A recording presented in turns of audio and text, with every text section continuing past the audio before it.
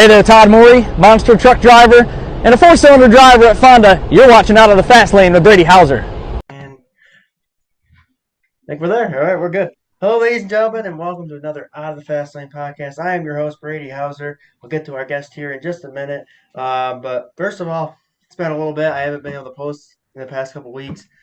Stomach bug kicked my you-know-what, and I'm starting to get a little bit better. I'm still a little off, but I'm doing a lot better. I did get to go down to Fonda this past weekend, and Glen Ridge, of course, announcing at the Ridge. A lot of fun there.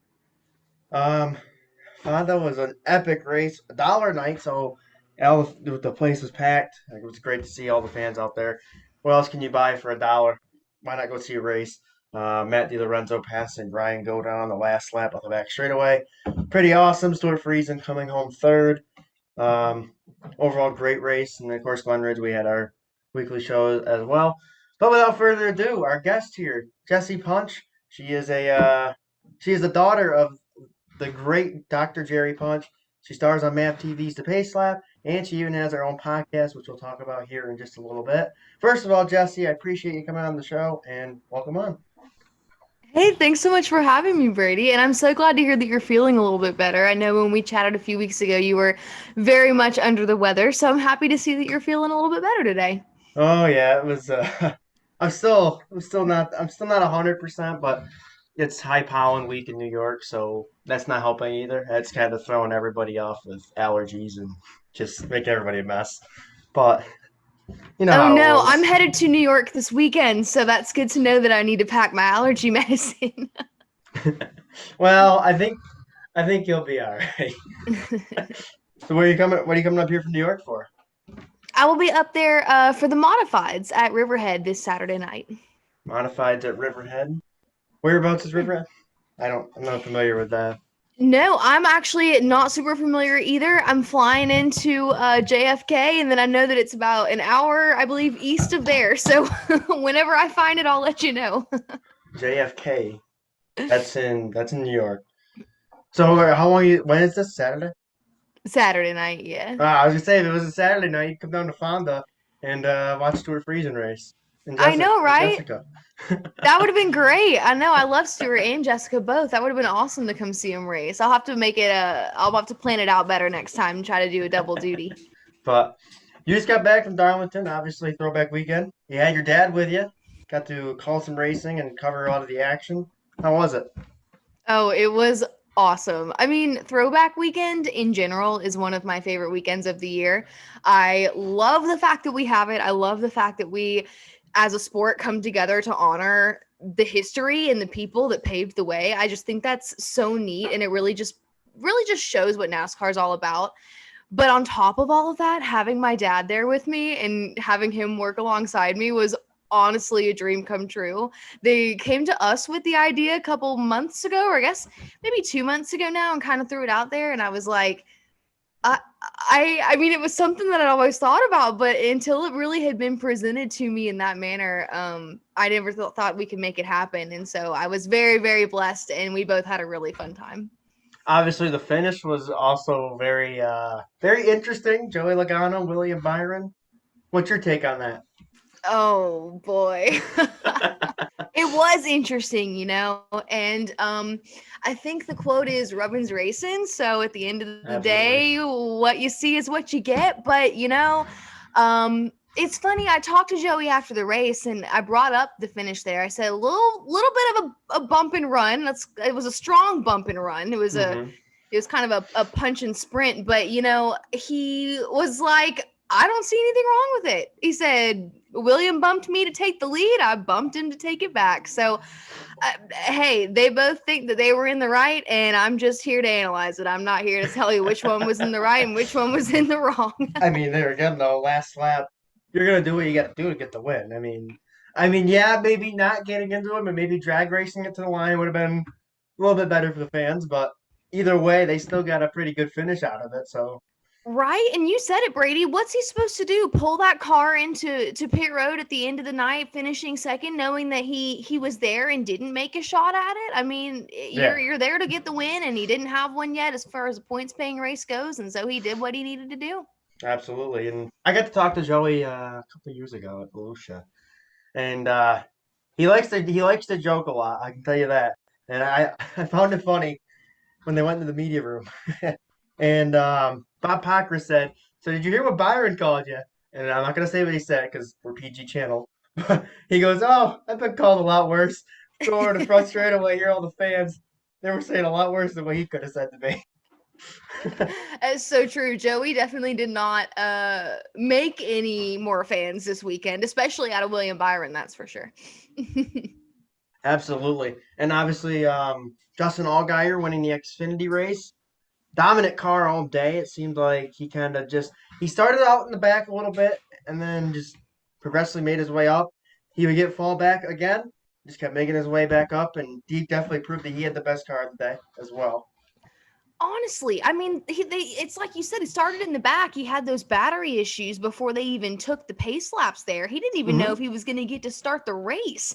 And then Yeah. I talked to him after the race, and he said that starting in the back, he felt like might have been the biggest key for him because it helped him manage the field better. It's a lot easier to manage what's going on when it's all in front of you, which then also, like you're saying, speaks to his ability to gain position, because that is no easy feat, especially at a place like Darlington. So yeah, for Gator to go out there and into 34 race winless streak. It's been a year since we've seen him in victory lane. I mean, I was very, very excited for Justin Allgaier. I mean, and hands down, one of the most down to earth drivers in the pit area. So like down to earth and just humble with all of his fans and great guy. I've known me and my family have known him personally for a couple of years and definitely a class act in racing He for sure. really is. Whenever people ask me who is my favorite driver at interview, I tell them that I have a lot of favorites, but the one that comes to mind that's always a pleasure to work with is Justin Allgaier. And he really is a family man. I enjoy all of the Allgaiers. They're very, very kind people. So what did Doc say about the finish in both races this past weekend? Obviously, here's a So, picture from Darlington.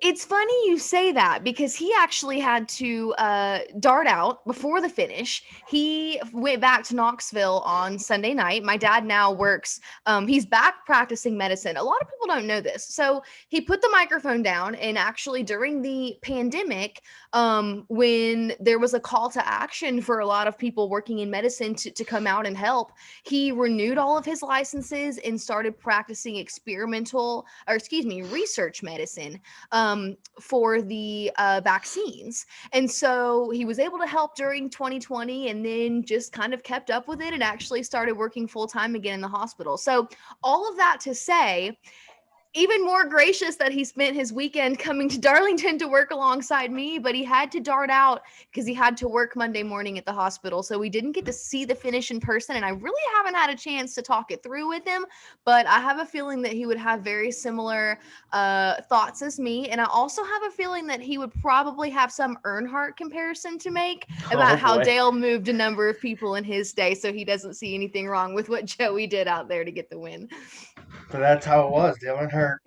He moved them. He wasn't. He didn't know buts or who what's or buts about it. He just flat out moved them, get them right out of the way. Exactly. And Gotta that do what you crowd gotta do. cheered him on. So you got to do what you got to do. You're right, Brady. Absolutely.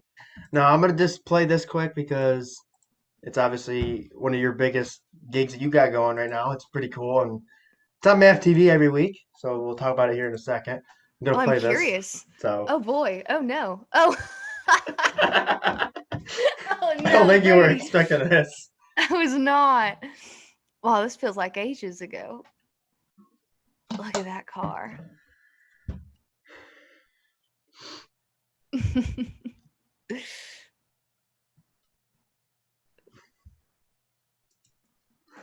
So obviously the pace lap, you're the host of that. Tell me a little bit about it. Yeah, the pace lap is kind of my baby within NASCAR, if I'm being honest. So, when I first started working for NASCAR, they kind of told me this, that I know that you want to do on camera work because that's what I was doing at my last job, and they Hmm. were like, we don't really know when that's gonna come to fruition here, but we do have this pilot that we shot, yada yada. It's kind of been sitting on the back burner. We'll let you know if it ever really goes anywhere. And so my really small team, we were like, well, let's do it. That sounds great. I mean, I know it's just a pilot, but let's take it and make something out of it. And we're now in our 5th season, and it went from a 7-minute pilot to it's a now 30-minute spot on MAV TV, like you said, every single week. Season 4, I believe, was when we got picked up by the network, and that was really just one of the coolest feelings, knowing that we took there's like 6 of us that started working on this show initially, and to take just an idea and to turn it into 5 seasons and a network television show. I could not be more proud of what we've done with this product. But it's just a weekly show on MAV TV. It airs Thursday nights, and we cover a little bit of everything when it comes to all of the series, from international series like the Pinty series and the Wheel and Euro series, all of grassroots racing for the most part under the NASCAR umbrella, like ARCA Regional and Modifieds, and of course your national series. But the biggest thing that I love about Pace Lap is that we try to highlight driver personality. So we tell a lot of the stories that you haven't heard. I always love any opportunity to talk to a Joey Logano, like you said, or a Kyle Busch. But at the end of the day, you've heard from them. So I really like to give viewers an opportunity to maybe find their next favorite driver and get to know who they are both on and off the track. And like I saw last week, you had Ryan Vargas and Myatt Snyder dueling in a, what was it they were dueling in? Yeah, so every year for Darlington, with the throwback theme, we do a Darlington Throwback Games, and that's a tradition that we started years and years ago. We used to do it was Justin Haley and Kaz Grala were the first couple. Yeah, those are they're 2 of my buddies, so that was always fun to do that with them. But we carried on this basically like cheesy retro game show style competition. And as you said, this year we had Ryan Vargas and Myatt Snyder, who are roommates. People don't know that they're roommates away from the racetrack. So it was kind of fun to get them both in the studio and have them compete against each other in some kind of throwback retro games. Like we had, what's that? Hungry Hippos. And we had Rock'em Sock'em. We had Rock'em Sock'em Robots, I believe 2 seasons ago. We had that one on. So you're right on the money though with the throwback games. Was there any TikTok dances involved? I see obviously Ryan with TikTok.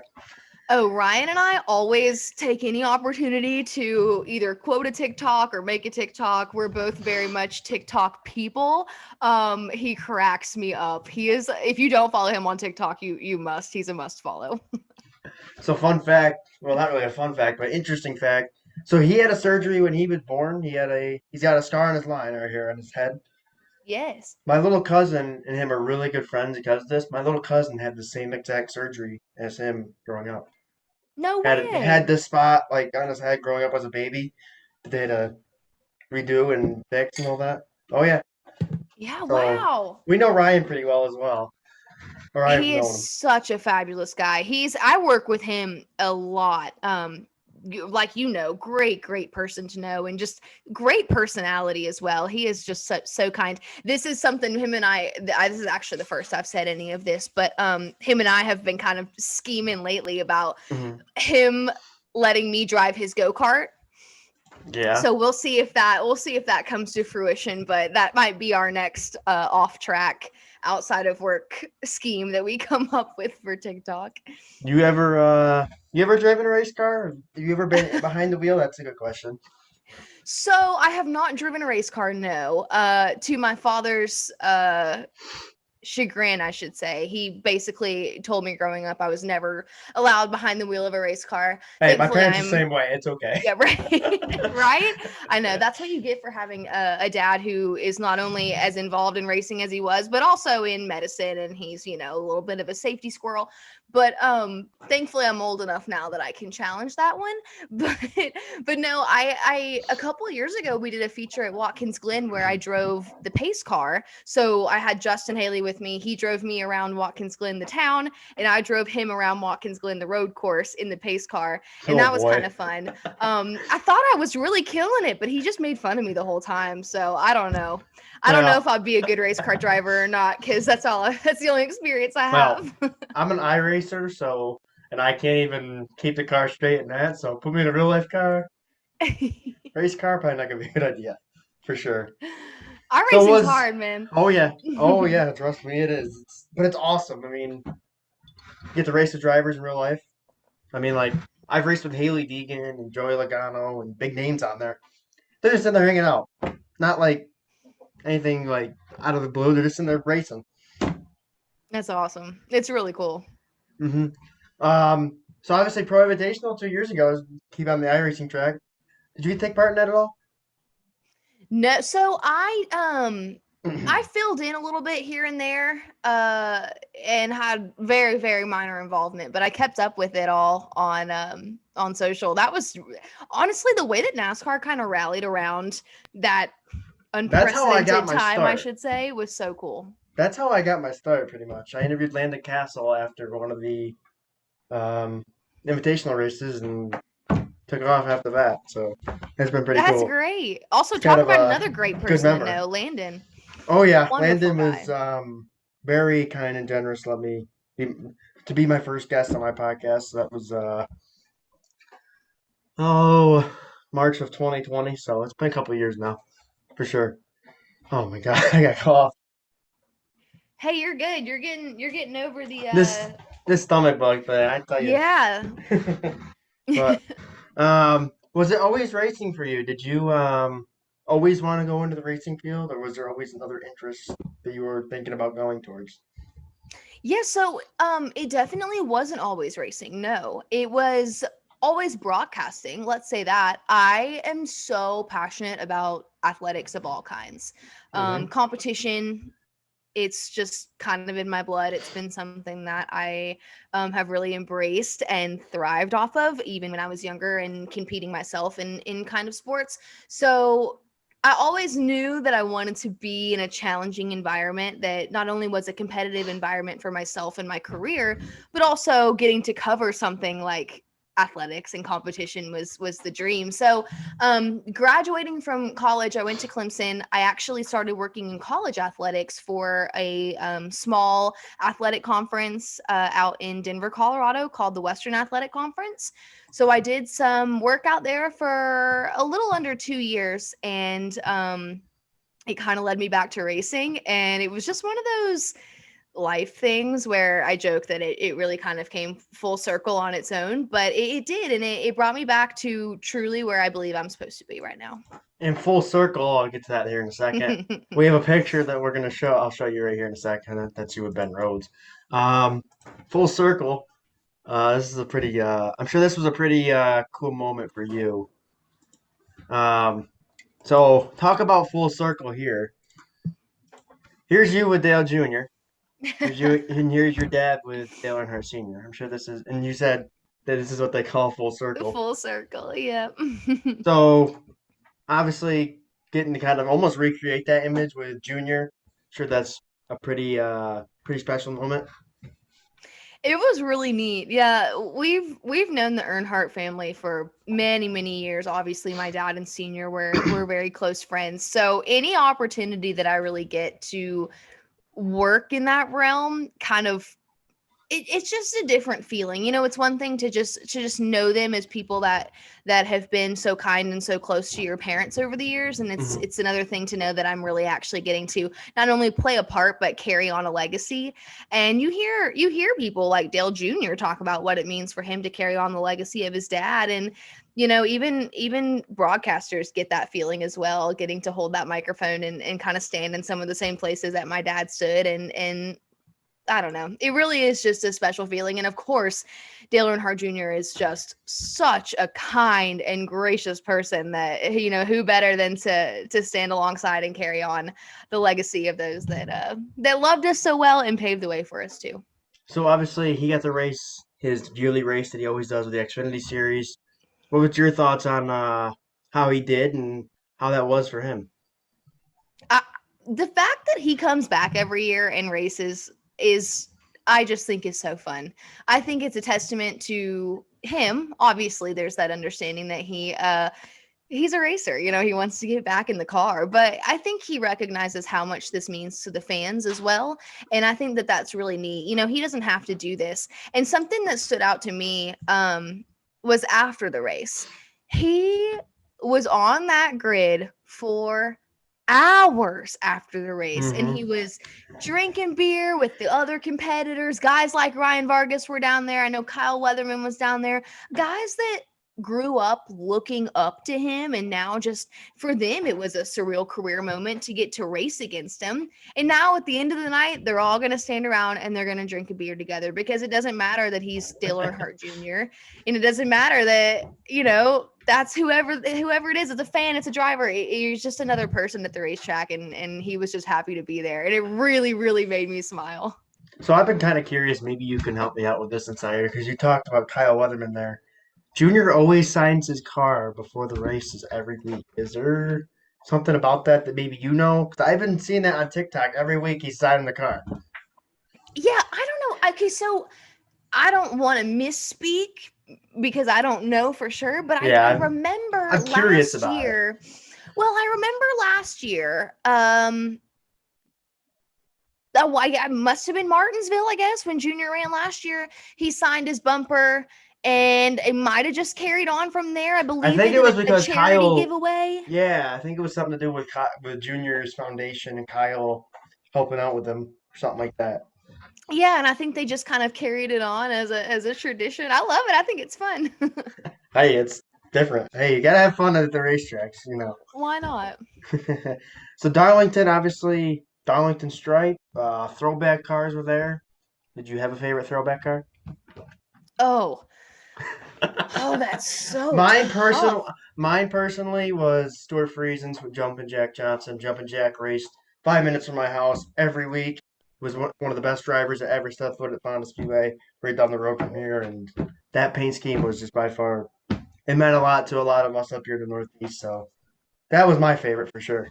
That's a good one. That one looked good too. That, like, his Orange. truck, Bright orange.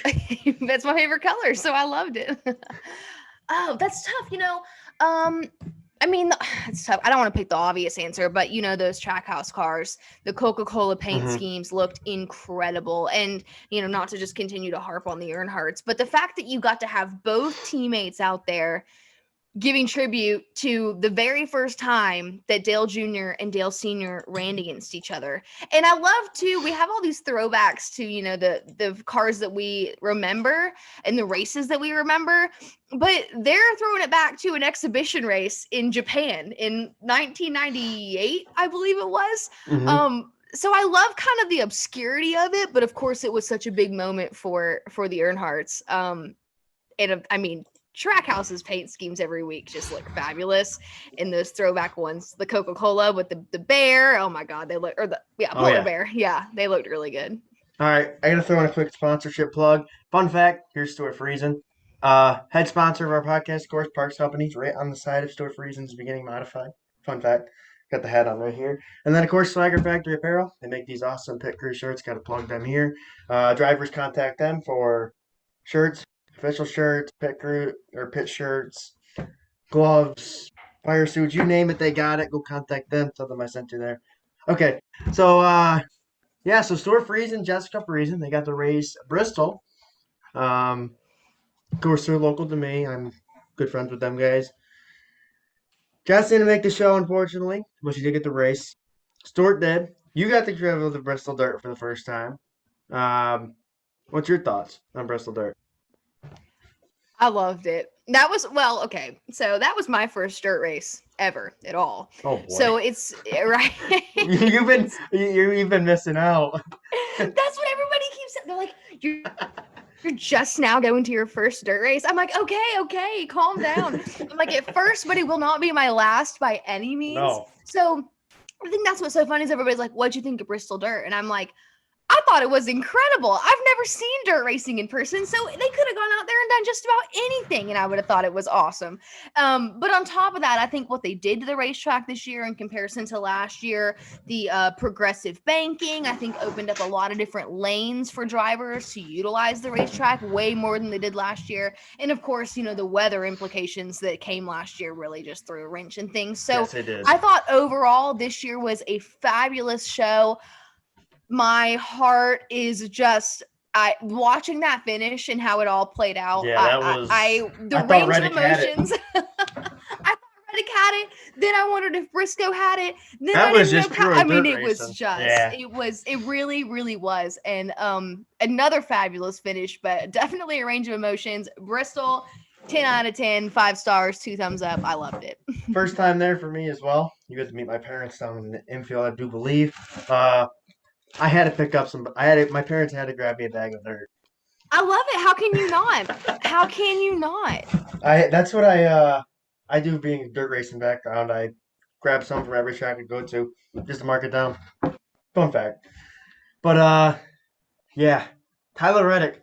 He's came oh so close for the past. Oh my God, I don't even know. It's been all season pretty much. When's he gonna get it? When's he gonna get his first win?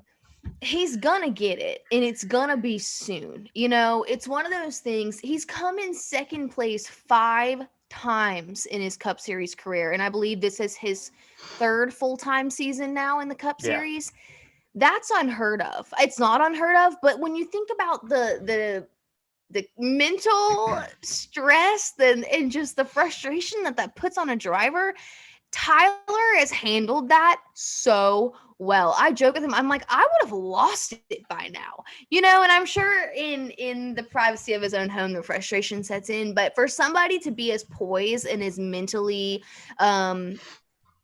just confidence still, yeah, mentally sound coming out of a strand of second place finishes like that. It's really admirable, and I think that's what's ultimately going to be the deciding factor empowering him to get that finish, because he is a fabulous driver. He's an aggressive driver. He's not afraid to go out there and take risks and take chances, and so it's going to come soon, and when it does, it is going to be so well worth the wait.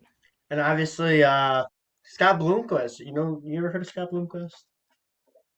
So you're cutting out just a little bit. One more time. Have you ever heard of Scott Bloomquist, the late model driver? Scott Bloomquist. The Bloomquist last name sounds familiar. Are there multiple Bloomquists? Okay, so Scott Bloomquist is a dirt car legend for late models, and he was there with Tyler Reddick. And they asked him if he would ever step foot in NASCAR, and he said if he ever got the opportunity, he would. But so Reddick had some dirt racing ringers there with him, so it was pretty funny. He had Sammy Swindell awesome. and Scott Bloomquist with him. I don't know if you've heard of Sammy Swindell, maybe.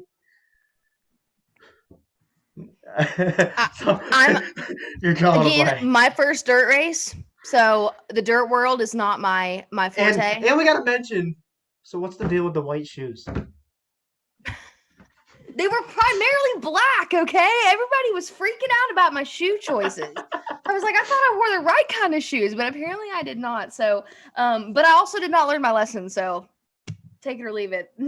Well, I mean, Ryan Vargas had to throw it in there on you, but yeah. I mean, there's a Dirt Track 101. There's a lesson I'm going to tell you. Never wear white, ever.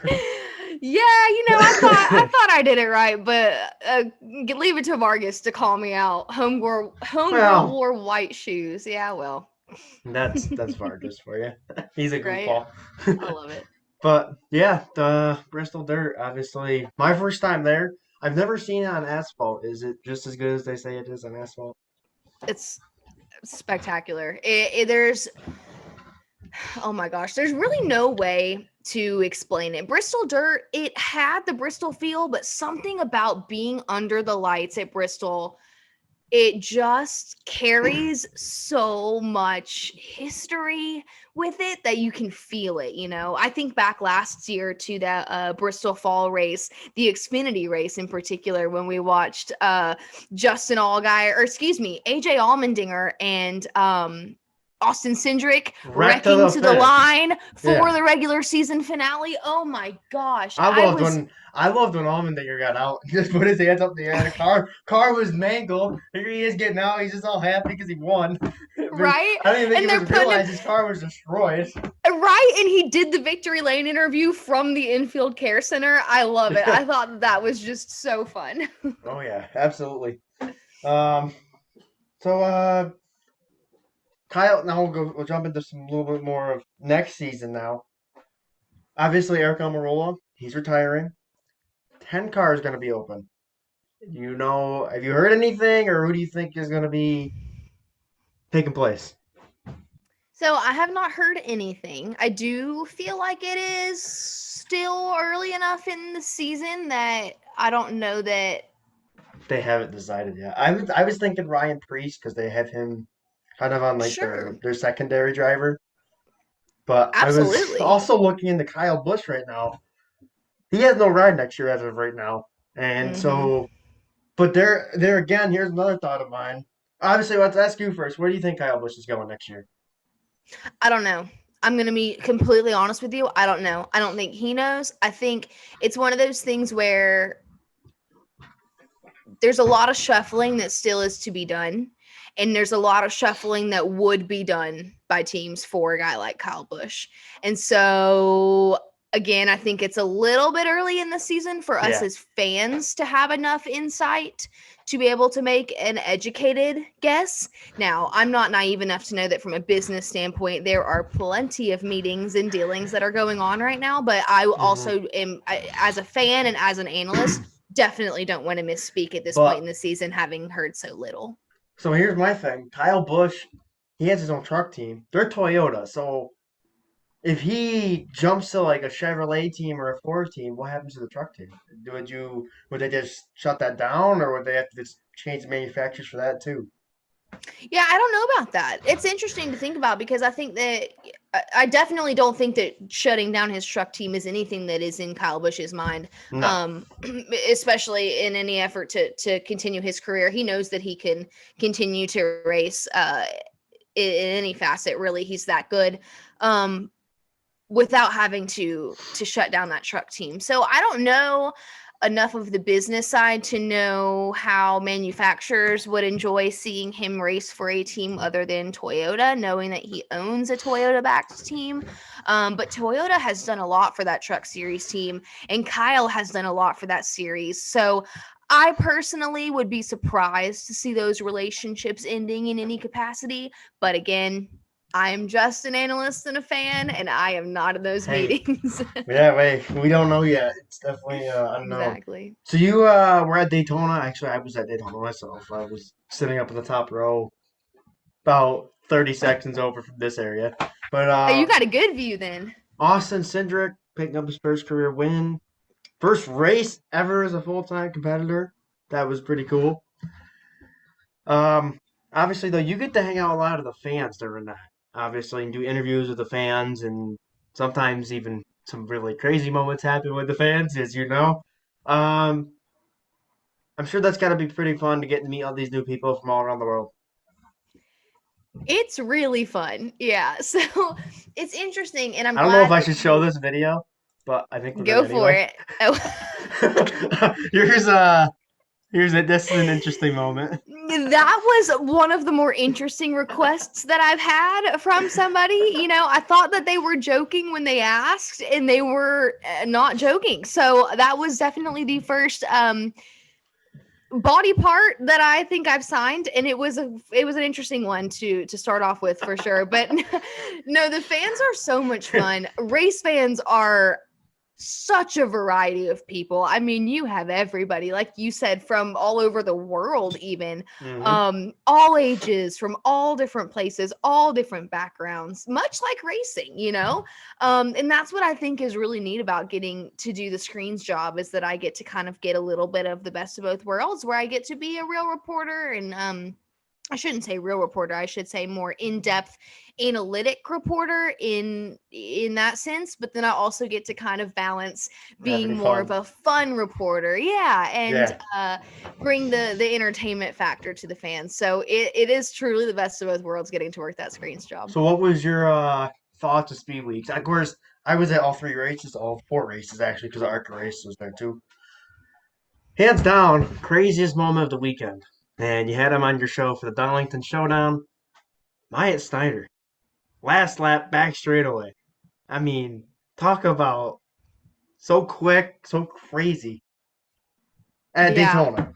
yeah, it's scary, you know, and it's of course nice to see everybody that is okay, and Myatt of course is okay. Now he did have a little bit of a lingering issue, I believe, in his leg for a few weeks. I need to touch base with him and see how he's doing there, but nothing that obviously stopped him. It's really a testament to, of course, NASCAR's safety and the ability to keep the drivers safe even when they're running at some place like Daytona and doing the speeds, you know, pushing 200 plus miles an hour on the backstretch there.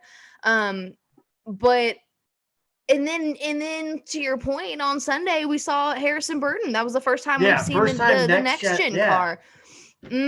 So it was quite the speed weeks when it came to race cars catching some air at Daytona. But yeah, as you see here, everybody was okay, and that first and foremost is what's most important. And obviously the composite bodies for NASCAR. What has your like intake on that? Have they really held up like they've said they were going to? Absolutely. I mean, I think we've seen it in the Xfinity series for years, the ability that these guys have to kind of push each other a little bit harder. Yeah, there it is. Golly. Woo! Yeah. Yeah, You know, I remember watching Ryan that. Vargas actually has kind of a funny TikTok, I believe, of him. He says, you know, me at Daytona, and it's him cruising along, and he's like, my roommate at Daytona, and it's Myatt flying through the air, you know. Well, because they had Justin Nunley at Bristol, and he goes, because I watched, he's a comedian on TikTok, and he talks to Myatt on there, and he goes, Myatt, he goes, because he has a big thing called like listen or something. He goes, listen, and then he says some fun fact. He goes, listen, Myatt, there's a lot better ways to make it on Sports Center. And Myatt goes, well, gee, dude, thanks.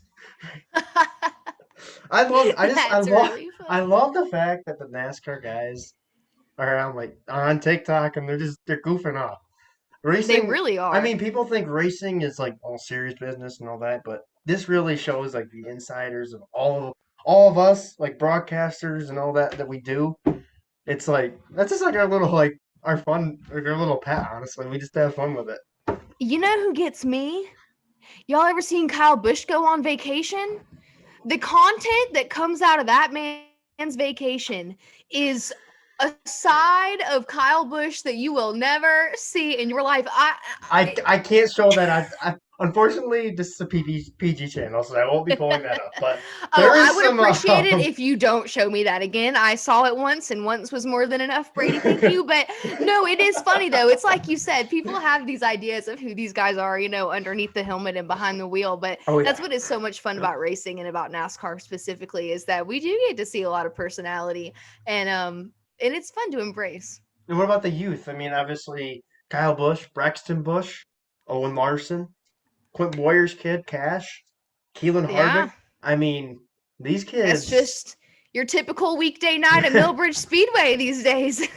I've never been there. That's on my that's a bucket list track. You I ever actually been? have not been over Well, there yeah, either. I'm so your first dirt track was Bristol, so. right. I know that'll be my second for sure. I'm gonna need to get a group of buddies and go over to Millbridge one night. Oh yeah, absolutely. And it's like because it was funny because the one guy in Bristol was talking about it on the fan zone how like Daniel Suarez he'll come in and race his micro. He's getting beat by 12-year-olds on a weekly night at Millbridge. It's like it puts into a picture how good some of these kids are really gonna be and how they They are really already. are. Right? And you think about it too, not only just going out there and competing against each other, but it's like you're saying, to be able to be the age of a Brexton Bush or a Cash Boyer, and to be at the racetrack surrounded by Kyle Busch, Clint Boyer, Kyle Larson, you're racing Kurt Daniel Busch, yeah. Suarez, Kurt Busch is there. I mean, Haley you're Deegan's racing there. I mean, surrounded. yeah, it's Exactly. Just by being around that level of talent and watching them compete and learning from them, I mean, that is huge for the development of this next generation. absolutely. So I'm not gonna keep you here all night. I got a couple more questions, and then I'll let you ask anything that you want to know. Um, Here's a funny question. I know you're not a race car driver, you're an analyst, but if you could race against any driver, past or present, who would it be and why? Oh, that is such a good question. Oh Oh, man. the next one's even more on the spot. You think this one's on the spot? The next one is gonna really make you think. All right. So I have a lot of answers to this, and for a lot of different reasons. So, all right. There's a part of me that wants to pick like one of my friends. There's a part of me that wants to go, Which is cool. But you could always go race with them any day. Sure, but like the idea of getting to race one of them is kind of like, all right, but only if I could beat them, of course. I don't want to go race Kaz just so that he can beat me, right? Yeah, no. But no, serious answer though. So I have two, and one just because I feel like I need the other. So obviously Dale Earnhardt Sr. It would be my absolute honor to have that man move me out of the way. Hey, like he can wreck me for all I care. That's what I'm saying. I want to know the feeling. I want to tremble behind the steering wheel, but from looking in the rear view mirror and seeing the black number 3 behind me, that's the feeling that I want. But my real answer, I guess, at the end of the day, is my all-time favorite driver is Alan Kulwicki. And I think it would be neat to race against him. Obviously, he had a very short career from a NASCAR National Series standpoint. So not only would it have been cool to race against him, but I think he's somebody that I would want to hang out with after the race and just kind of pick his brain. Well, I have 3. So from back in the day, obviously Dale Sr. You can't not say Dale Sr. Yeah, not right. It's but Davey Allison would have been cool to race with too back then. But currently Stuart Friesen, obviously he's a local boy. I'd love to trade some dirt with him at our local racetrack. Although he'd kick my butt because he's made that place. He made that place the Friesen track because he wins there a lot. But fortunately, we lost this driver at a young age, and he one of the best sprint car drivers, Indy car drivers, and he raced NASCAR as well. Brian Clausen, I don't know if that's familiar, and one of the best to ever wheel midget. Even he was really talented in IndyCar and even NASCAR, so definitely him. He was one of my heroes growing up. But yeah, that's definitely my 3. Those are good. So this one throws you on the spot. I had Blaine Perkins on the show last week. Or 2 weeks ago. And he didn't know how many heads were on Mount Rushmore. Which there's 4. If there was a racing Mount Rushmore, who were the 4 drivers? Okay, well, that's where you got me, because I don't think they'd all be drivers if there was a racing Mount Rushmore. But if you have a racing Mount Rushmore, who would it be? We'll go with that. Sure. No, that's a tough one though, because that's tough because you threw me for a loop when you said drivers. Because right now, obviously, and this man's probably right on the mind for me given everything that's going on. But Mike Helton came to mind initially. He obviously got to throw the Frances up there. So that's tough. Where how many heads do they count for? We'll put them all as one. Exactly. There's just one combined France head where we morph all of the France's faces into one. All right, cool. Mike Helton, of course, has just done so much for this sport. I'd love to see the mustache up on the... Wouldn't that look nice? That would look real nice. Yeah, I agree. A nice rock stash there on Mount Rushmore. And I've never been to Mount Rushmore, but I would go Neither have I. For sure. Absolutely. That's when I would make a trip out to whatever Dakota that it lives in for me to go see. Yeah. All right, let's think. See, this is a really tough question. Yeah, it throws you on the spot. Yeah, and because I think of a lot of different reasons, like there's so many talented drivers for sure, people that have been in NASCAR. And for different reasons too, like somebody like Jeff Gordon comes to mind for me, but for the reason being that he was so instrumental in that era. And then jumping to broadcasting right at the end of his career. And now he made look at him. Now he's the second in line for Hendrick. He's basically, he's slowly morphing into Rick Hendrick. It's slowly going to be Jeff Gordon Motorsports after a couple of years. I give it a couple years. Every time I look at him, he looks more and more like Rick Hendrick. But no, what he did for the sport though, and to be able to, he made it national eyes. He put national eyes on the sport, Yep. being the California kid coming down to the Southeast. California supported him. The ability to be on the public platform from even a pop culture standpoint, the way that he embraced that, it really brought NASCAR to the forefront of that entertainment world as well. And so I think it's tough to say that Jeff Gordon is one of the 4 most influential people in this sport, because the sport goes back way before Jeff Gordon was even thinking about driving a race car. But in my perspective, that's somebody that stands out to me that's done a lot for the sport in more recent years, I should say. Yeah, absolutely. So what's that, 3? That's 3. Should we throw senior on the end for the sake of it being Dale Hey, Earnhardt it's Senior, Dale and the fact Senior, that yeah. you can't talk to anybody nowadays without them. If they Talking don't know about Dale anything about Senior. racing, they know at least Dale Senior. So that says something. Now, if we had a 5th one, Shake and Bake, Ricky Bobby. Obviously, and then there would have to be a very small I would- Count On Junior one right next to That him. would be yes. That would be that's like my dream interview. Maybe one day we'll be in the Pace Lab. We can make that happen. I'll make it me and you. We can make that happen. Go. You, me, Will Ferrell, and what's his name? What's his name? Cal Naughton's dude. We can get him. We could try to get them to get their old fire suits from that movie. That'd be literally insane. Oh my gosh, that would be so funny. A little shake and bake there. How many fans have you met that are like always quoting Shake and Bake and Ricky Bobby?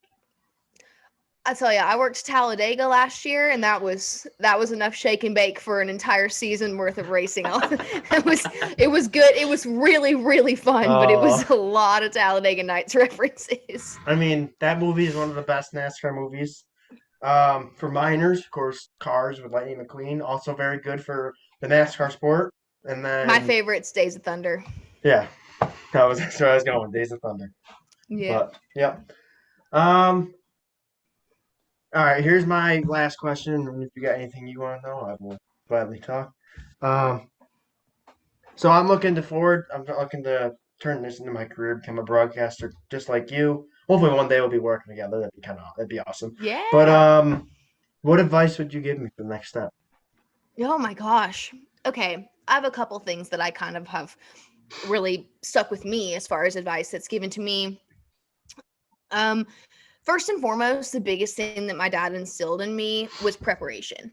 Growing up, I'm a kid. I'm sitting at the dinner table working on homework, and all of my vivid memories of doing that, my dad is sitting at the desk or at the table as well, working on his homework, and there was never a time where my dad wasn't preparing for something. And that's the idea of always being prepared. You're never unprepared. And that sounds so stupid. That sounds so obvious. Of course, if you're always prepared, you're never unprepared. But have you ever been unprepared for something? That is not a good feeling. And so it's something that I've taken to heart. I've been thrown right on the spot, and sometimes you're thrown on the spot. It's tough too. It's like, oh, we're gonna throw you right next to Stuart Friesen and Victory Lamb a microphone. We expect you to talk to him for 20 minutes, and you're like, whoa. Exactly, I wasn't ready for this. Exactly, but at the same time, you were able to do it because you are so knowledgeable of what's going on. You do take the time to embrace yourself in the sport and in the news and the stories and the people and the personalities. And if you didn't do that, you wouldn't have been prepared. And that's a really great example because, my dad tells me the stories of being prepared. He got an opportunity at a short track. I want to say it was New Smyrna Speedway. It was either New Smyrna or it was Hickory Motor Speedway. The announcer was out that night and they were like, hey, can you do it? And he's sure. You just never know what's going to happen. And if you're always prepared, not only from a note standpoint, but, for me, I'm on camera. I'm physically, feeling good, looking good, always prepared. That's the first piece of advice I could give you. Look, that's awesome. Yeah, we did this. What a great setup there. We did this at Fonda 200 last year, and we had I'd say probably about 75 to 80 people behind the camera asking questions. This year we got microphone set up, so we're gonna take it a little bit to the next level. But Stuart was happy enough to go out and do that. And we chatted for 20 minutes right here on this live little setup. You know what kind of? Obviously, it's a Race Master tire. Do you know what year these were around? Oh, I have no idea. Look at that thing. Yeah, so our buddy, one of my buddies, we do a big tailgate party down at Font every week called the Koozie Corner. Shout out to all of them. They're probably watching. But yeah, they put this together. They asked me if I want to put it together. I threw my banner up in there. I was kind of like, all right, let's do it. We can do a live show. I just gotta get drivers that want to do it. And I got Stuart to do it, and a couple other guys. Like this was like the first night. We didn't like put all the tent up. This was the main night. Like this was like the head before like the 500. So we had all these people behind the camera asking kind of more of our local drivers questions, which was kind of cool. And that was definitely a neat thing that I got to do.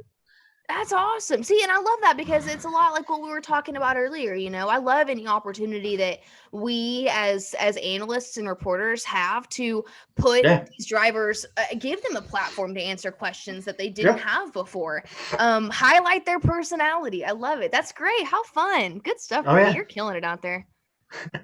But yeah, what else can I say? I had Alan Bestwick come on my show. Love What was his Alan. thing? Oh yeah, great dude. Obviously, Longtime family friend. I mean, hands down, one of the best to ever go behind a microphone. The guy, he's talented. Put him behind a microphone. You can put him in front of a racetrack with 20 drivers on the track that he's never even heard of, and he'll make the race sound incredible.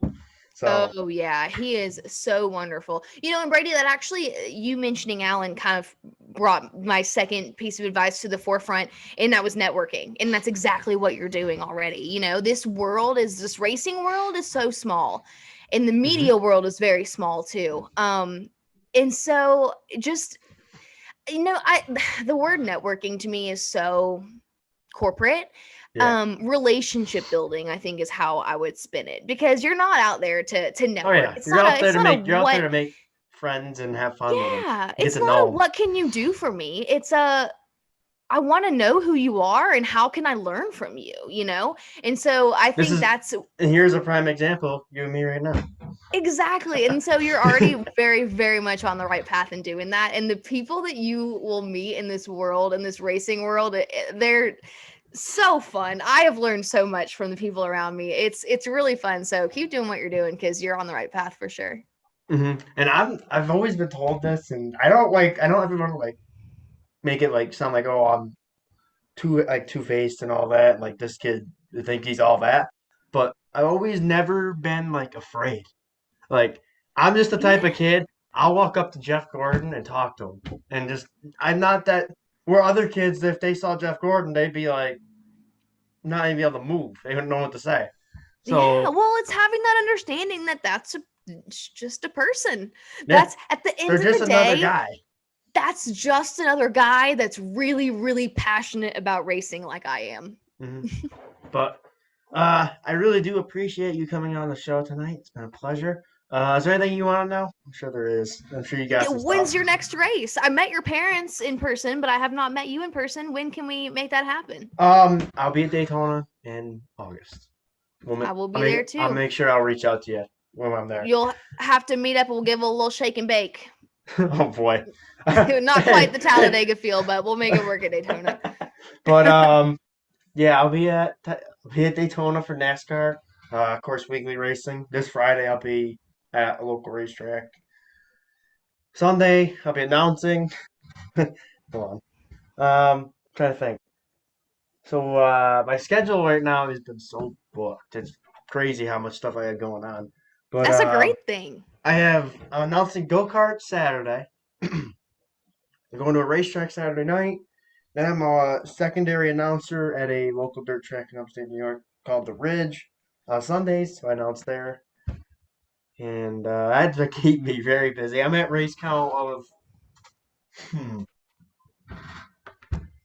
probably about 40 right now so far in Wow. 2022. That's awesome. So I'm just keep going until I can't no more. Keep going until I you love the can't. sport. I love the sport, and I'm just gonna keep covering and doing what I love for sure. That's awesome. That's really cool. That's good. Hey, busy's the best way to be. Absolutely. I think back all the time to when we didn't have racing back in 2020, and I was like, man, Oh I my would kill God, yeah. to be spending 10 hours at a racetrack right now. Absolutely. And there's a good story. I think my parents might have told you a little bit about it. I'll tell you my story though. It's actually pretty fascinating. Because I mentioned the whole Landon Castle thing. So, of course, I'm 16. I grew up with autism. It was a struggle growing up, elementary school through high school, and now I still struggle to this day with book science and book smarts. But always had that what is it? That communicative nature. Where I can always have a conversation. So that was a big part of it. So here we are sitting in class on a Friday in March of 2020. My mom sends me a message, weird message. Hey, Brady, just want to let you know, I think you should bring all your stuff home this weekend, just in case. I go, just in case. That's kind of weird. Sure enough, Monday, you're not going to school. COVID hits. Wow. So we're just coming off. I just got back from Florida from watching Ryan Newman's horrific crash in 2020. Coming back to school, which great testament to safety. He's able to be all right. But coming back to school, I get the text message: Don't bring your stuff. Don't bring your stuff home. You're not going back. So weeks come by, invitationals happening on TV. I'm bored as ever. I don't have the money at that moment to get iRacing, so I can't go do it personally. What am I gonna do? Mom, Dad, I started a podcast. They looked at me like I had four heads, and they were like, "Oh, this kid's gonna embarrass himself." So all the drivers, they're Twitch streaming. NASCAR drivers, they're on Twitch. A lot of them are still Oh on yeah. it. Landon's on there. He's got 10 people watching. A lot of them are just his friends. So I'm like, well, he's a smaller name driver, not really, kind of popular. He's got 10 people watching him. I can be the 11th. I'll go ask. Sure enough, Yeah. I asked him. He goes, yeah, DM me. I'm like, all right, DM me. He's probably just saying that just to get me off his chat for a little bit. Sure enough, after stream, I wake up the next morning. There's a text message from Landon. Hey, let's do it. I'm like, holy crap, he just texted me. So we do that. We go into the. He finished his third that night in that race. We do the podcast. Instagram live it, so there's 100 plus people watching. Holy Lord. If you could see that now to where I am right now at this moment, back to that. There's a That's awesome. it's definitely you definitely get a crack out of it. But Oh, we all so I do did that. Don't worry. Well, We all yeah. look back at our old stuff and we're like, "Ooh, who was that? Who let me do that?" You know. Oh yeah. So But I that's do the awesome, Brady. so I do the podcast. Next day I get contacted from a couple local drivers. Hey, that podcast was cool. Why don't you do it with us? All right, let's try it. So I did that. Got a local flair. Picked up an internship with a company. Um, so I did that. Once I did the internship, I am no longer with that internship. I did that for a couple weeks. Got to experience the ins and outs of like buying cameras and stuff. Um, so then we move on to what is it? It's now we're into like the summer of 2020. Pandemic's still going on. I get a message from Fonda Speedway's old announcer, and he sends me a message. Hey, I love your stuff. He goes, we're always looking for somebody to come hang out with us on a microphone for a little bit. You gonna come over on Saturday? I'm like, well, I want to come over on Saturday. Hell yeah! So I started that. Another nervous moment there for me. Obviously, first time on the microphone. Even though there was no crowd down below us, we're on Flow Racing, so everybody watching on Flow can hear me. So I was Yeah. like, whoa, this is interesting. And then the next day, we're at the Ridge, which is the track I announce at right now, currently. Hey, we want you back here full time the rest of the year. We need a secondary announcer or part time. I'm like, just to get experience. I'm like, all right, let's do it. So I do that. I get to I announce that. Now, more recently, I went to Volusia, did interviews with Kyle Larson, Logano, some of the bigger names in the sport. Um, did that, and now I'm an announcer at a dirt bike track, go-kart track, a racetrack, doing a podcast, and I even do a little bit of photography here and there just to have some fun with. And I get to interview some of the best people in the world, including yourself. So Oh, it's been a lot of thank fun. you. That is amazing. What a neat story. See, and I love that because you really did just take a chance. You were like, I can't sit here and not I was do so something. bored. I was so bored. I was like, my head was about to go through the wall. I'm like, I need to do Right? something. And you're like, it's 2020. Like, we live in the world where there are so many outlets for creativity. Why not embrace them, you know? And then to your point as well, we also live in a world of social media and the Mm-hmm. ability to comment on somebody's Twitch stream. Like, why wouldn't you explore those avenues if they're out there? So I love it. What an awesome story. I mean, it really is an example of All right, so just trying I'm gonna something. mute this because I don't want to hear myself because this was really bad. So I'm just gonna show you there's me in 2020. Oh So my gosh, you look like a I baby. was so little. Here I was so like not I was so new to everything. I recorded from another phone to this phone, and here's the Instagram live of me and Landon from that moment. So that was That is how cool and that you have that here's though. me sitting in my NASCAR room and just live with a NASCAR driver. I But love it. And see, but and would yeah. you ever have thought, like when you were younger and you were hanging out in your NASCAR room that you would be actually interviewing NASCAR drivers in that room? I mean, that's so fun. No, absolutely. But yeah. So is there anything else you'd like to know? Um, I have one more question for you. So you've obviously interviewed a lot of drivers.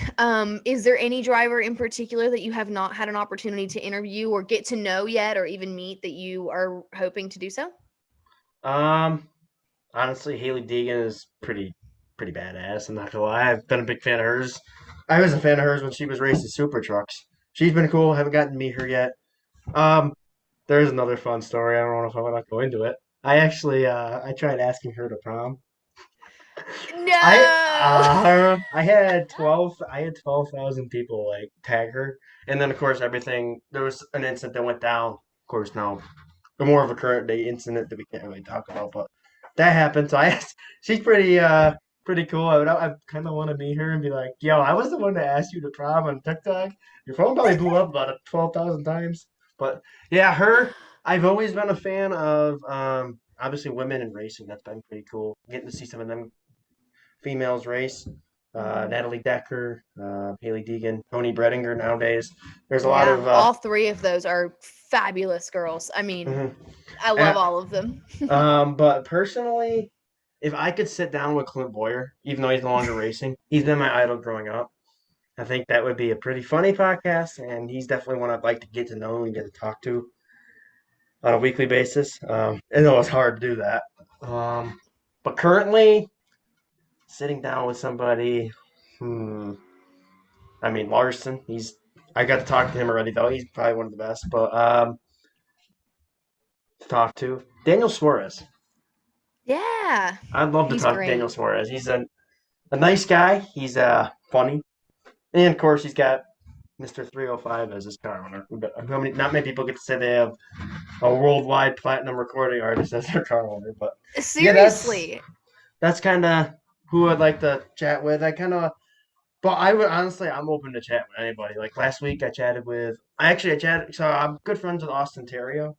You might know who that is, and he has his driver coaching. So I got to interview a 15-year-old Bandolero driver out of Georgia named Emma Britt. First ever podcast where just letting her learn how to be in with media. Sorry, that's my dog. He got really excited about that podcast interview. Hey. No. Sorry. But No, yep. that's cool though. That's neat that you were able to then give her a platform, to your point, to start learning how to do that. He's a driver coach. He was giving her criticism, watching it, gave me criticism, and he's getting me more of his drivers that he's kind of like teaching, so that's been kind of cool as well. Hornaday Development's been helping me out a lot, which they have Landon Lewis. Obviously, just Mm-hmm. won a couple weeks ago. I interviewed him 2 weeks ago, Yes. right after his win. Blaine Perkins, but I'm open to chat with anybody, and I enjoy chatting with anybody. So Awesome. it's pretty fun. But I'll keep you here. I don't want to keep this podcast so long because ratings, but I appreciate you coming on the show. First of all, anybody you want to give a shout out to? Take it away.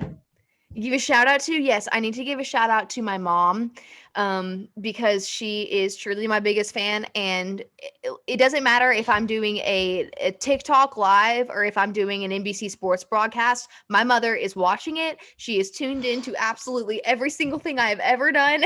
And so despite the fact that I feel like she probably doesn't even need to tune into a few of them, she would never miss a thing. So there's my shout out. Yeah, absolutely. So shout out to your, of course, Parks Companies, of course, big sponsor with the podcast. Half Parks been great. Thanks to him for all his support. Sucker Factory Apparel, Mikey Jackson, he does a great job. No, it's not the singer Michael Jackson. I can promise you that. But he's always been a good help, and I appreciate you coming on the show as well. So shout out to you for making this happen. And the Pace Lap is going to be on TV tomorrow night on Matt TV. So if you are looking for something to watch on TV tomorrow night, I'm going to record it because I'm not going to be able to watch it. I have my spring band concert at school, and then I'll have to watch it over the weekend. But I'll definitely tune in and watch it. And Thank you. I actually have been watching the Pace Lap. I love the whole Darlington thing, so that was cool. But other than that, I hope Thanks. I everybody enjoyed appreciate that this. so much. Hope everybody's enjoyed this podcast. This is Jessie Punch, daughter of Dr. Jerry Punch, the host of the Pace Lap on MFTV and more. And you can catch her at your local NASCAR track probably every a lot. Just about every weekend. If I'm not at a big track, I'm at a short track covering Mazurka somewhere. So come say hey. But other than that, please like, comment, and subscribe. And we will see you in the next one. I'm going to chat with you after this. And other than that, thanks for watching.